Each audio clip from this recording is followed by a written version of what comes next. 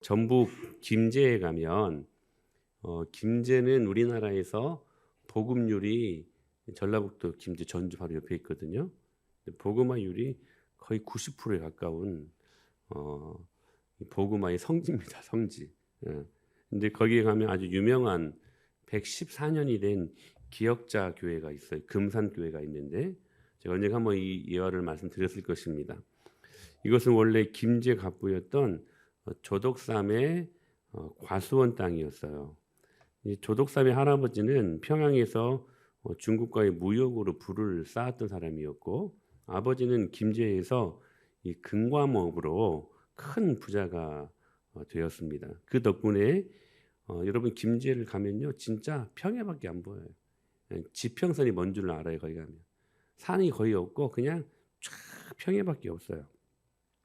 그 김제 평야에 비옥한 땅을 엄청 많이 가지게 되었답니다. 그러던 어느 날 1896년 어느 날 초란행색의 17세 소년이 이 집 대문을 두드립니다. 그는 경남, 여기는 경북이고, 근데 갑자기 대문을 두드린 17세의 이 초란행색의 소년이 경남 남해태생으로 6살 때 조실부모했고, 그리고 친척집을 전전하다가 그는 이 배고픔을 해결하기 위해서 그 경남을 떠나서 전북으로 그 지역으로 이제 왔다는 것입니다. 딱한 사연을 들은 이 조덕삼은 그를 머슴으로 들이고 마부의 일을 맡겼대요. 그 고아 머슴의 이름이 바로 이자익입니다. 이자익. 그는 주인집 아들이 훈장에서 배우는 소리를 어깨너머로 듣고 천자문을 깨뜨렸대요. 깨쳤대요. 그리고 공부방 곁을 지나던 머슴이 천자문을 줄줄 외우는 걸 본 이 주인인 조덕삼 씨가 예사롭지 않다고 여겨가지고 아들과 함께 글을 배우도록 허락을 했다고 합니다. 그 무렵 루이스 테이스 선교사가 이 집 마방에 말을 맡기고 묵고가게 되는데, 조덕삼은 이 선교사의 헌신적인 복음 사역에 감명을 받고 드디어 예수님을 이 조덕삼이 믿게 됩니다. 그리고 이 집의 사랑채를 예배 장소로 이제 제공하였는데, 곧 이어 아내와 그리고 머슴이었던 이자익이 예수님을 믿게 되었고, 공교롭게도 같은 동네 사람들과 함께 예배에 동참하게 되는데, 얼마 뒤에 이 이자익과 머슴 이자익과 그리고 그 주인인 조덕삼이 함께 세례를 받고 함께 집사가 됩니다. 집사 동기. 예. 그래서 조덕삼 씨가 1908년 은혜를 받으니까 이제 지갑이 열리는 거야. 그래서 돈과 땅을 내놓아 교회당을 지었대요. 이 교세가 커지자 장로를 선출을 해야 되는데, 옛날에는 교회가 참 많이 이렇게 세워지기만 하면 하나님께서 이 부흥의 역사를 많이 보여주셨거든요. 그러니까 본인이 낸 돈과 땅을 내놓아서 교회당을 지었는데, 교세가 커지자 드디어 이제 교회가 조직이 되어야 되니까 장로를 선출해야 되는 상황에 이르렀습니다. 자연스럽게 이 조덕삼 씨와 그리고 이 이자익 두 사람이 추천되었다고 합니다. 근데 누가 봐도 결과는 뻔했습니다. 누가 봐도 누가 될 것 같습니까? 조덕삼이 돈도 내놨고 교회를 위해 땅도 내놨고 그리고 그 지역이 유지잖아요. 유지. 큰 부자였잖아요. 이게 자연스럽게 누가 봐도 결과는 뻔한 상황이었습니다. 조덕삼은 교회 건립의 중추이자 대지주였고, 나이도 12살이나 이자익 씨보다 더 많았어요. 그러니까 그리고 또 중요한 것은 이자익은 먼 경상도 출신의 마부였어. 또 그곳은 전라북도 김제잖아요. 김제. 그런데요, 웬걸 뚜껑을 열어보니까 이자익이 당선되는 이변이 일어나 버렸어요. 조덕삼이 아니라. 이게 장래가 막 술렁이기 시작했죠. 당시 서울에서 이 비슷한 일들이 몇몇 교회에서 일어났었대요. 그래서 장로로 선출되지 않는 집사들이요, 특히 그 양반들이 교회를 나가며 교회를 어지럽게 한 사태들이 많이 일어나고 있었던 상황이 있었습니다. 이때 이 교회도 예외가 아니었고, 이런 혼란스러움이 있을 때쯤 당사자였던 이 조덕삼 씨가 딱 일어나자마자 이렇게 선포를 했다고 합니다. 우리 금산교회 교인들은 참으로 훌륭한 일들을 해냈습니다. 저는 이자익 장로님을 받들어서 더욱 충성스럽게 교회를 열심히 섬기겠습니다라고 그렇게 선포를 당사자가 했다고 합니다. 이후 조덕삼은 모든 장로를 지극히 섬기게 되었고 2년 뒤에는 장로가 되자 이자익을 평양신학교에 보냈대요. 그래서 학비와 모든 생활비 일지를 다 본인이 지원했다는 것이죠.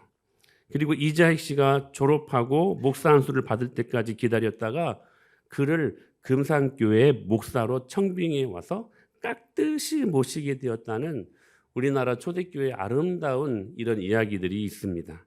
여러분 아름답지 않습니까? 아름답지 않아요? 왜 이 일들이 가능했을까요? 성경이 말하는 권위의 중요성을 그들이 알았기 때문이었습니다. 여러분들 같으면 어떻겠습니까? 한번 우리 비유를 들어볼까요? 우리 기상집사가 조덕삼이야. 그리고 송강집사가 이자익이야. 막 헌금하고 교회 부지도 내놓고 막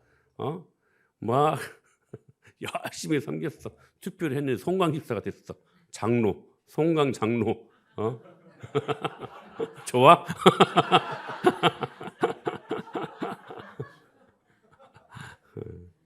제가 단언컨대 여러분들은 아직 멀었습니다. 꿈도 꾸지 마세요. 장로는 잘 뽑아야 돼. 뽑아서 잘할 사람이 아니라 된 사람을 뽑아야 돼요. 성경대로. 뽑아서 잘하는 사람들은 절대로 잘 못하더라고. 성경대로 하면 돼요. 그러면 우리는 유기상 집사 입장에서 뿐만이 아니라 다 마찬가지일 거예요. 얼마나 우리들 마음속에 섭섭마귀가 들까. 여러분 조덕삼 씨가요. 그냥 교회를 그냥 떠나버리는 거 그거 사실 여러분 누가 이렇게 말 못해요. 사람의 마음이 그렇거든요. 근데 사람의 마음이 그렇다고 그게 아름다운 건 아니야. 이게 큰 교회 제가 부목사 생활도 많이 해봤지만 임직 투표해가지고 거기에 될 만한 사람들이 안 됐을 때 그 교회를 떠난 사람들이 참 많습니다. 근데 자기가 안 된 것은 좀 이해를 하겠는데 중요한 건 뭐냐면 이제 막 들어와서 자기보다 훨씬 못하다고 생각하는 사람들이 장로가 되고 권사가 되는 거야. 그게 힘들어서 교회를 떠나는 경우들이 굉장히 많습니다. 여러분들 이런 아름다운 그 스토리가요 한국 교회에 있어요. 무엇 때문일까요? 권위의 아름다움 때문에 그래요. 권위 아래 거하는 것이 무엇인가를 그 질서 아래에 거하는 것이 무엇인가를 알기 때문에 그 머슴을요. 여러분 조덕삼 그 주인이 머슴아 반말할 수도 있어요. 근데 장로가 딱 되고 난 뒤에 반말하지 않았어요. 반거지도 않았어요. 여러분들 조심하셔야 돼요. 권위야 권위. 예? 하나님이 세우신 권위예요. 그 권위 아래 거하는 겸손함이 있어야 돼요. 겸손함이. 그래야 여러분들이 보호받아요. 그렇지 않으면 사단의 타깃 1호가 된다는 거예요. 그래서요 그 사람들은 사단의 여러분 놀림감이 돼버려요. 장난감이 돼버리는 거야. 보호받을 수가 없어. 권위 아래 있지 않으니까. 여러분 이 금산교회가요 얼마나 멋진 교회인지 몰라요. 그래서 이 교회를 통하여 김제에 하나님의 교회가 널리 부흥되는 그런 원형적인 교회가 되었다는 사실이에요. 사랑하는 여러분, 권위의 아름다움을 믿음으로 지키십시다. 여러분 계속해서 이 권위 안에 들어가기를 여러분들 기도하시면서 사모하셔야 돼요. 사모하셔야 돼요. 자, 그렇다면 이 권위를 권위되게 하는 게 뭘까요? 바로 순종입니다. 여러분 순종이나 복종은 영혼이 없는 그냥 맹종이나 굴종과 달라요. 맹종은 군대와 같은 합법적인 조직과 질서에서 일어나지만 순종은 이보다 더 고차원적이고 더 긍정적이고 더 적극적인 거예요. 순종은 마음에서 우러나오는 자발적인 복종이라고 한다는 거. 이 순종은 특별히 질서에 기초하고 이 순종은 권위자에 대한 신뢰를 바탕으로 한다는 것입니다. 예수님의 순종은 하나님을 아빠, 아버지라고 부를 수 있는 친밀함으로부터 흘러넘치는 그러한 순종이었다는 거예요. 기계적인 순종이 아니라 맹종이 아니라 하나님이 우리에게 주시는 그 권위 아래 아름다운 그 기초 아래 세워지는 것. 이게 복음에 대한 위대한 역설이라는 것입니다. 왜 이 순종이 자발적일 수 있나? 우리는 이것을 그리스도께서 어떻게 교회를 위하여 사랑하시며 희생하셨는가를 보면 우리가 이 상황을 이해할 수 있게 됩니다. 오늘 본문 말씀 다시 한번 읽어볼까요? 에베소서 5장 25절로 27절 시작. 남편들아 아내 사랑하기를 그리스도께서 교회를 사랑하시고 그 교회를 위하여 자신을 주심같이 하라. 이는 곧 물로 씻어 말씀으로 깨끗하게 하사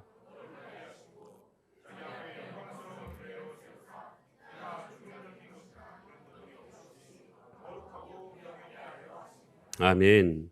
바울은 지금 26절에서 그리스도가 교회를 물로 씻어서 거룩하게 하셨다라고 그렇게 말을 합니다. 26절에 곧 물로 씻어 말씀으로 깨끗하게 하사 거룩하게 하셨다 이렇게 말씀을 하시죠. 그렇다면 교회를 거룩하게 하는 물은 뭘까? 이 물은 뭘까? 그리스도께서 십자가에서 옆구리에 창으로 찔린 다음에 그리스도의 심장에서 흘러나오는 피를 이야기하는 것입니다.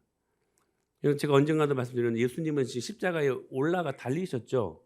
근데 로마 병정들이 마지막으로 창에 구멍을 내잖아요, 예수님.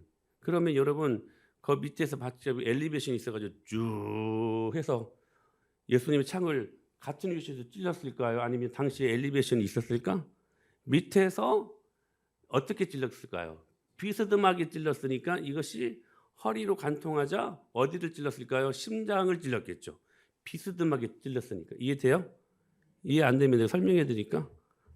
자, 밑에서 여러분 옆구리에 창을 대니까 그 창이 수직으로 안 가고 수직이는 수평으로 안 가고 비스듬하게 갔을 거 아니에요. 그러니까 그것이 옆구리를 통과하자 심장에 찔렸다는 거예요. 심장. 그 심장을 관통할 때 흘렸던 피와 물. 이게 교회를 깨끗하게 하고 교회를 거룩하게 했다는 사실이에요. 요한복음 19장 34절에도 그래서 이렇게 말씀하셔요. 그중 한 군인이 옆구리를 찌르니 곧 물과 피가 나오니라 이렇게 말씀하시거든요. 그러니까 그리스도께서 교회를 거룩하게 하는 물은 창에 찔린 옆구리에서 나온 피와 물이라는 거예요. 물.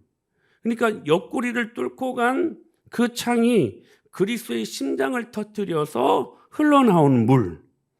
그리스도의 심장에서 나온 그 물이 교회를 거룩하게 하고 교회를 깨끗하게 하는 가장 중요한 핵심적인 본질적인 요소였다는 것입니다.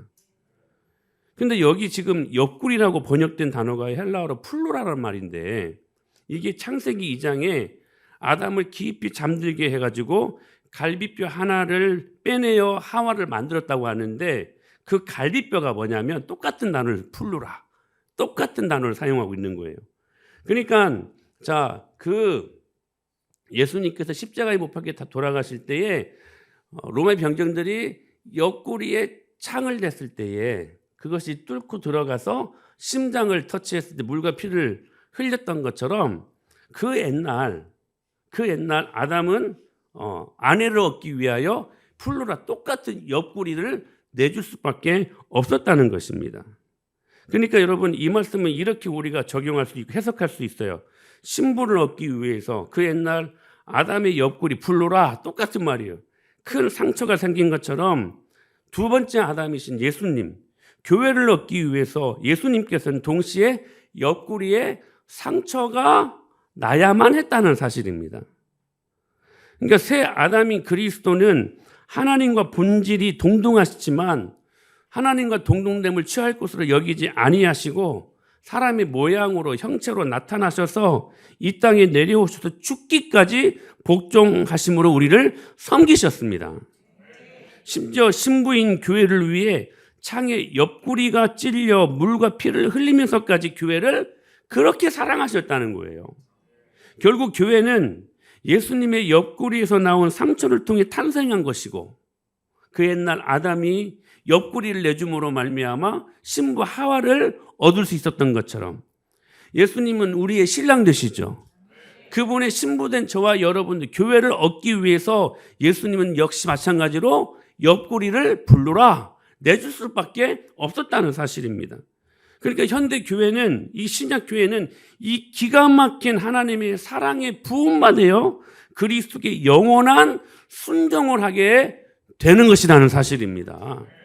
여러분, 이 엄청난 사랑, 부어지는 사랑, 어떤 것들로 형용할 수 없는, 여러분, 한량없는 하나님의 은혜와 사랑으로 우리가 이 하나님의 그 은혜를 입었다면, 그 사랑을 경험한 교회, 그 신부인 저와 여러분들이 하나님 말씀 앞에 순종하는 것이 어찌 기계적인 것이 될 수 있고, 어찌 억지 춘향이 될 수 있고, 그 큰 사랑을 경험한 저와 여러분들이라면 어찌 우리가 순종하는 것이 하십시오 해야 하고 하지 마십시오 하지 않는 기계적인 순종이 될 수밖에 없냐는 것이죠. 사랑하는 여러분, 남편들은 아내들의 교회를 예수님이 그렇게 옆구리를 내주시면서까지 교회를 얻기 위하여 희생하셨던 그 사랑으로 남편들은 아내들을 죽기까지 사랑해야 되고, 여러분, 이 사랑에 힘입은 아내들이 어찌 순종하지 아니할 수 있겠습니까? 만약에 그렇게 순종하지 아니 그 사람은 인간이 아니므이다. 사람이 아니지. 이 사랑을 경험했는데.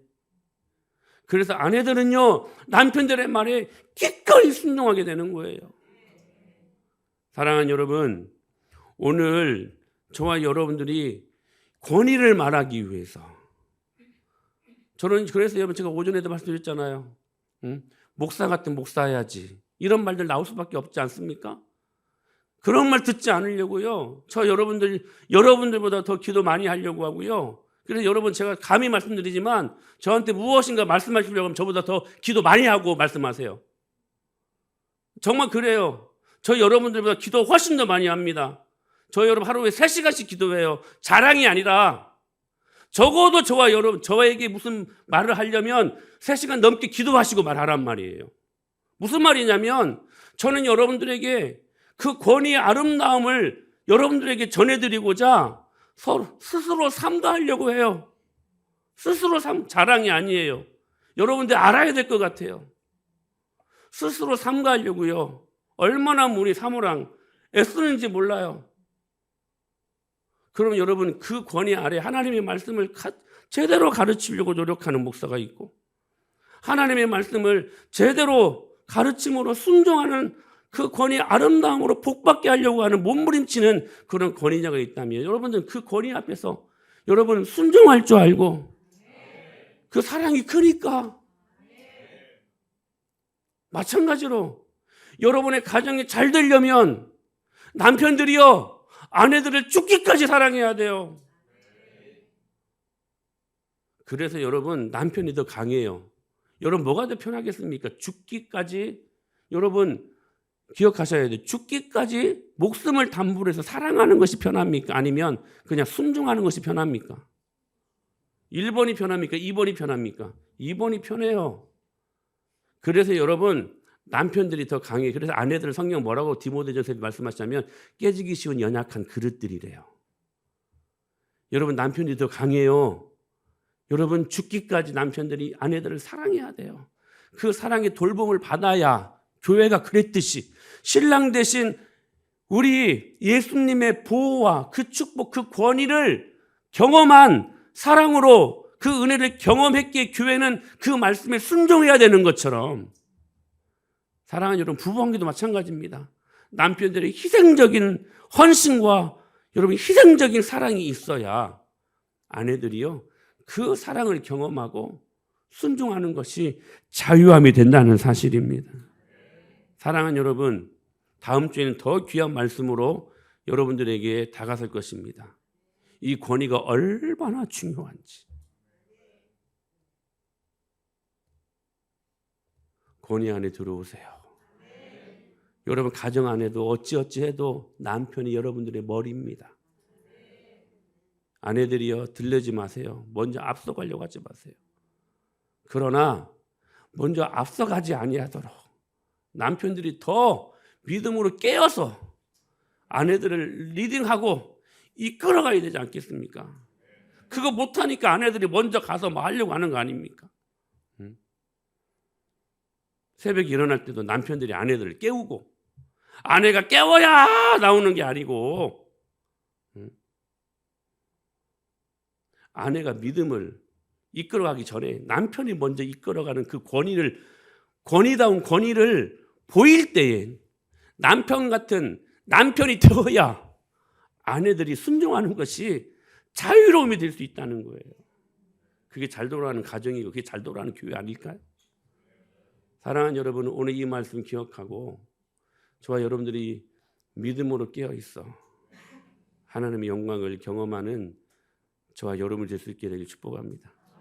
여러분이 공감하시지 못하는데 여러분 하루에 3시간씩 기도하는 거 결코 쉬운 일 아니고 하루에 3시간씩 기도하는 목사님들 흔치 않습니다. 몰라서 여러분 공감하시지 못하는 것 같은 드리는 말씀이에요. 저는 여러분들을 위해 삼가하려고 노력하는 사람입니다.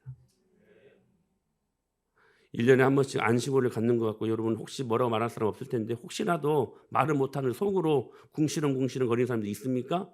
여러분 그것 갖고 시비 걸지 마세요. 혹시라도. 아니요, 제가 그런 말씀 드려서 정말 없어요. 그러나 설마해서 드리는 말씀이에요. 원주 와서 쉬는 것도요, 여러분들을 위해 쉬는 거예요. 탈진해버리면 어떻게 말씀을 전하겠어? 어떻게 목양을 하겠어? 그러지 않겠습니까? 여러분 제발 좋은 마음으로 여러분 옥토 같은 심정으로 양들 되십시오. 기도하시겠습니다.